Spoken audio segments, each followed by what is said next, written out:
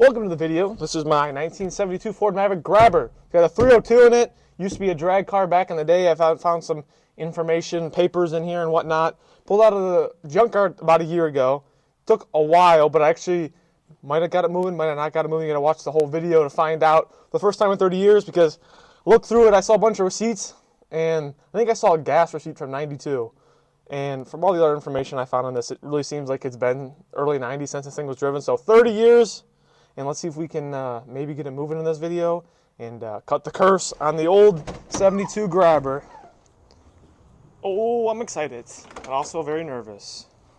Maybe check and make sure the fuel isn't going to leak out, because I always seem to forget to reconnect the line. Oh, and my tank isn't working very well, so I got hooked up to a jug. Well, I just have the line hooked into the jug.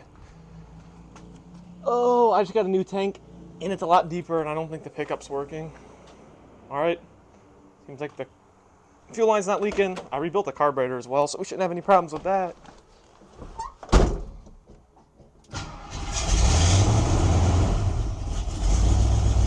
Oh, this thing sounds so much better than what it did before. Holy crap. I think I'm going to have to mess around with the timing a little bit.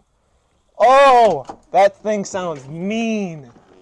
I've never rebuilt the motor all myself before, and I don't fully know how to break it in. I mean, I have the general idea, but I'm gonna try to get it firing decent and put a little more timing in it. Dang, that's awesome. I've been waiting on this for months now.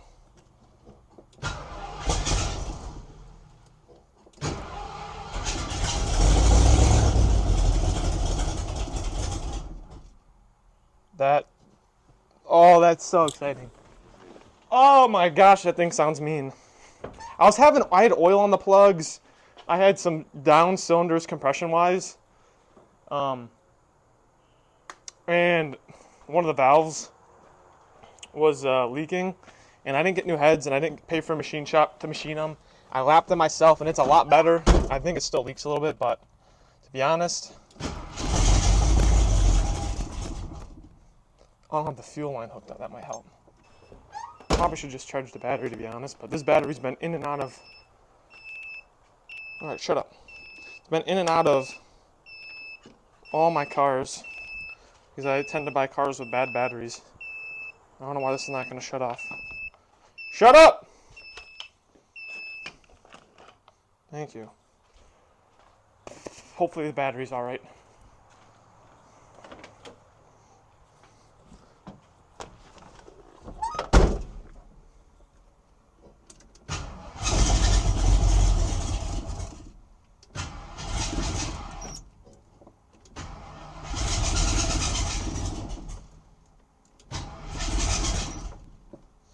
The oil pressure is good. The return on the ignition isn't there, so I have to like turn it back, and I'm forgetting to. You can hear the starter sounding pissed off.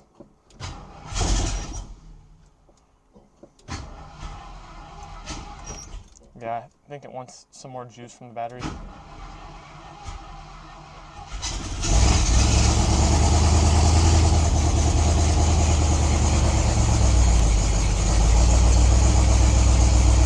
Holy crap.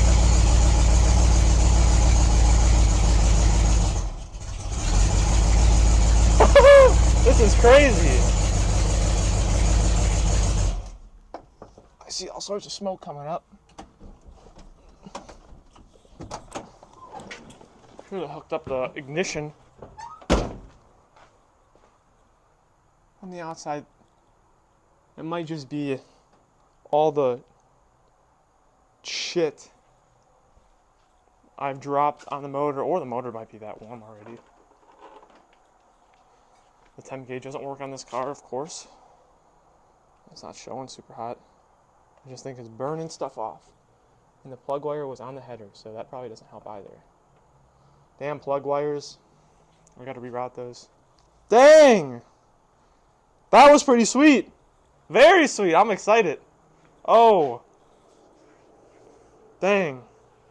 Yeah, I probably don't want to run this too long, because like I said, I don't know how much water is really circulating, because half of it seemed like it leaked out of the thermostat. But dang! I'm going to lock the distributor in right there. I'm going to mess around with it more later, but for right now, I think that'll work.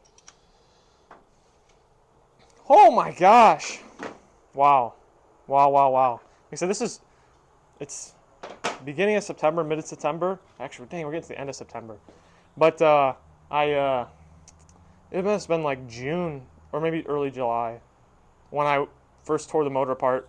I was just going to take a look at the push rods and all that, because it seemed like when we were down compression really hard on number 4, and then we were low on a couple other cylinders, and then I kind of, after I did that and I didn't find anything, I ended up pulling the heads off, and I didn't notice anything in the beginning. I ended up dumping some water in the head, and I saw it was seeping out on cylinder number 4, which was the bad one. That one was sitting at like 70 psi, where everything was at like 120, and then but every single plug had oil on it, so I knew I wanted to do rings.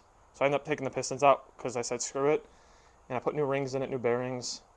I didn't go super crazy. There's probably more stuff I should have did, but honestly, I'm into this car right now for like $3,500, and I don't want to put a bunch of money into it. I only put a couple $100 into rebuilding the motor. Wasn't that bad in like a gasket kit. Gasket kit, rings, bearings. I bought new lifters, and then I feel like I bought something else. I bought a high pressure oil pump. Then obviously like miscellaneous stuff like oil, oil filter, paint. I bought a new thermostat housing, a rebuild kit for the carburetor. But I'm not into this car for a lot of money. I only paid $2,000 for it, but parts accumulate and whatever. I got the brakes working at one point, and then I took the master cylinder off because they were leaking. But it seems like the car runs again, so that's pretty sweet. I got this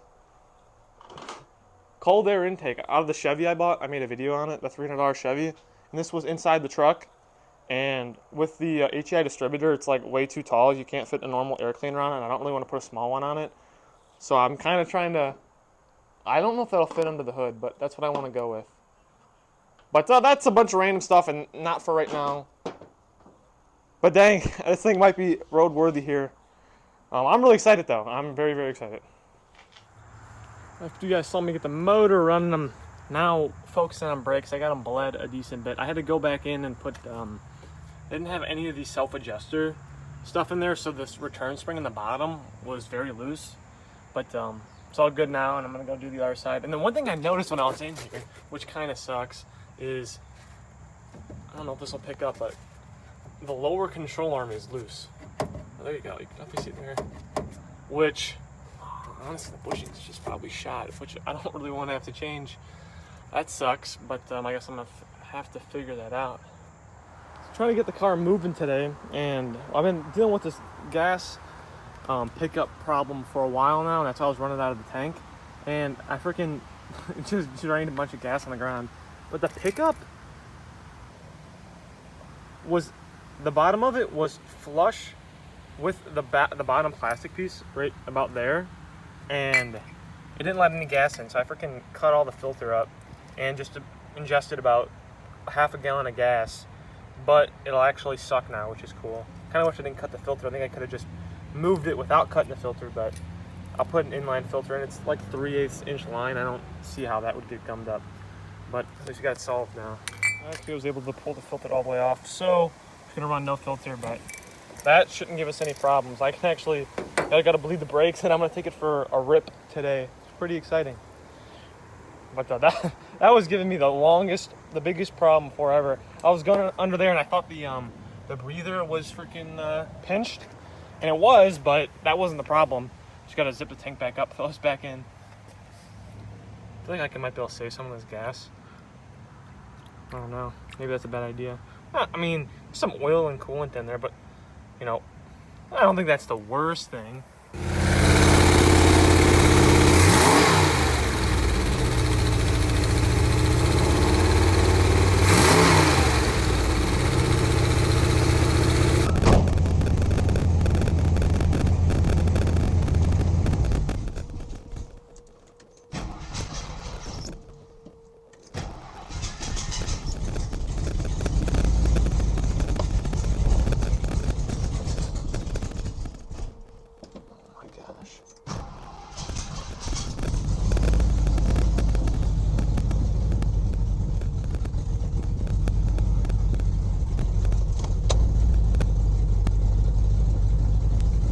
Oh yeah, that was a clean pass.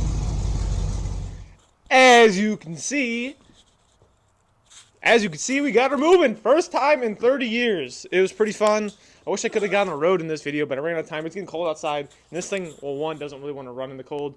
Two, there's a couple of things I got to figure out before I want to get on the road. Even though brakes feel good, I mean, I honestly could probably make it on the road. The transmission's being a little bit funky. I'm kind of curious to see that when that warms up, if we can have some more success with that. But it was pretty fun. I'm excited. I got to do a whole bunch of crap on this. I'm going to end up doing all the metal work, all the paint work, electrical, interior, and that's kind of the goal for the wintertime. So stay tuned because we're going to knock out some more videos on this and freaking make this thing look sweet. And it's going to be budget. I'm not into it for a ton of money right now, relatively to what it's worth or, you know, what you can pay for these. So I'm pretty excited. Stay tuned for the next videos, and we're going to get this thing crack-a-lacking.